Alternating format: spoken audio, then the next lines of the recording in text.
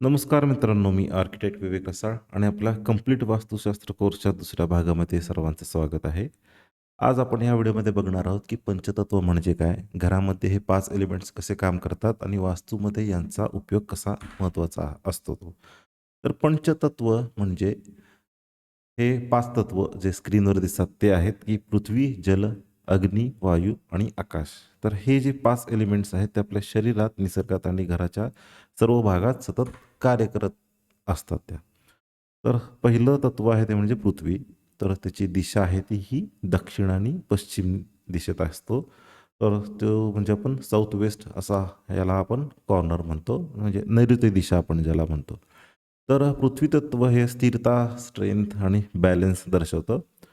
आणि जे अर्थ रिलेटेड किंवा पृथ्वीच्या रिलेटेड ज्या वास्तू प्लेसमेंट्स आहेत त्या म्हणजे आपल्याला master bedroom, heavy storage, lockers किंवा सेफ या आपण ह्या स्थानात ठेवायचा प्रयत्न करतो. कारण पृथ्वी तत्वाचा जास्त प्रभाव हा स्टॅबिलिटीवर असतो. तर पुढचा एलिमेंट आहे तो म्हणजे जलतत्व. तो येतो आपला ईशान्य कोपऱ्यात येतो. ईशान्य कोपरा म्हणजे आपला घराचा नॉर्थ ईस्ट दिशा. तर पाणी म्हणजे काय? प्युरिटी, फ्लो आणि प्रॉस्पेरिटी. तर आपलं जर ह्या स्थानात काही गोष्टी व्यवस्थित असतील, तर त्याचा प्रभाव आपला मानसिक शांततेवर होतो, आर्थिक प्रगतीवर होतो आणि पॉझिटिव्ह एनर्जी फ्लो होतो.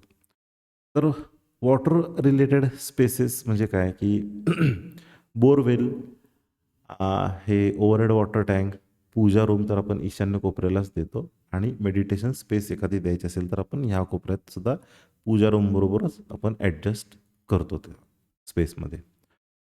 तर तिसरं एलिमेंट आहे ते म्हणजे अग्नी. जे नावातच आहे आग्नेय कोपऱ्यात आपण अग्नीचं स्थान येतं. त्याची दिशा ही आग्नेय कोपऱ्यातच आहे म्हणजे दक्षिण पूर्वमध्ये आहे. तर या तत्वात काय होतं, की ऊर्जा असते, शक्ती असते आणि क्रियाशीलता आपल्याला इथे बघायला मिळते. तर या स्पेसेसमध्ये आपण kitchen, electrical panels, boilers, UPS room किंवा ऑफिस असेल तर आपण सर्व रूमसुद्धा ह्या एरियात प्रोव्हाईड करतो. चौथं एलिमेंट आपलं आहे ते म्हणजे वायू. म्हणजे वायव्य दिशेत म्हणजे आपण इंग्लिशमध्ये त्याला नॉर्थ वेस्ट दिशा म्हणतो. तर वायुतत्व आपल्याला मूव्हमेंट, कम्युनिकेशन दाखवतं आणि त्या स्पेसमध्ये आपण गेस्ट रूम देतो, लिव्हिंग रूम, लाईट व्हेंटिलेशनसाठी आपण विंडो तर देतोच आणि तो आपल्याला अ, जास्त करून ह्या एरियात द्यावा लागतो. जर साऊथ दिशेत जर खूप आपल्याला विंडोज झाल्या तर त्याचा हार्श सनलाईट जो असतो, तो आपल्याला उन्हाळ्यात खूप त्रास देतो.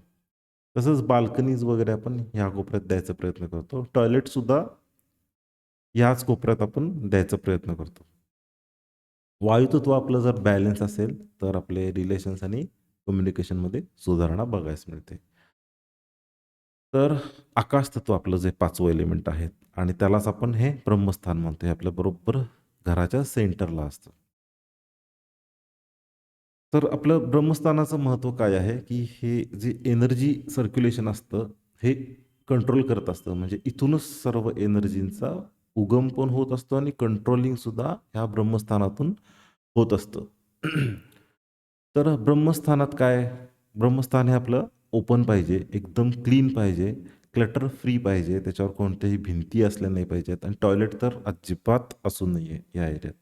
आणि हेवीनेस होईल असं काही फर्निचरसुद्धा इथे आपल्याला टाळायचं आहे. म्हणजे काय, की घराचा एकूण एनर्जी फ्लो हा इथूनच सुरू होतो. आता पंचतत्वांचा बॅलन्स असणं का महत्त्वाचं आहे? जर पंचतत्व हार्मनीमध्ये असतील, तर आपल्या घरात ते असे एक पॉझिटिव्ह एनर्जी जाणवते बघा किंवा हेल्थ इम्पॉ हेल्थ इम्प्रूव्हमेंट होते आपली. परत फायनान्शियल ग्रोथसुद्धा चांगली बघायला मिळते. मेंटल पीस पण छान होतो आपला आणि स्ट्राँग रिलेशनशिप्स आपल्याला बघायला मिळतात. आणि जर इम्बॅलन्स असेल, तर थोडेफार प्रमाणात आपल्याला स्ट्रेस, कन्फ्लिक्ट्स, जरा एनर्जीमध्ये कमीपणा वाटायला लागतो आणि आपली प्रोग्रेससुद्धा अशी ब्लॉक झाल्यासारखं वाटतं. म्हणून वास्तू आपल्याला घर प्लॅन करताना पंचतत्व बॅलन्स कसं ठेवायचं हे शिकवतं. तर मित्रांनो, अशा प्रकारे पंचतत्व आपल्या घरात आणि आयुष्यात महत्त्वाची भूमिका बजावतात. पुढच्या भागात आपण पाहणार आहोत, की दिशा आणि कंपास म्हणजे आपल्या ज्या 4 दिशा आहेत, त्या वास्तूमध्ये त्यांचा कसा फरक करतात. तर व्हिडिओ आवडला असेल तर नक्की लाईक करा, कमेंट करा आणि सीरीज पुढे पाहण्यासाठी सबस्क्राईब करा. भेटू नेक्स्ट व्हिडिओमध्ये.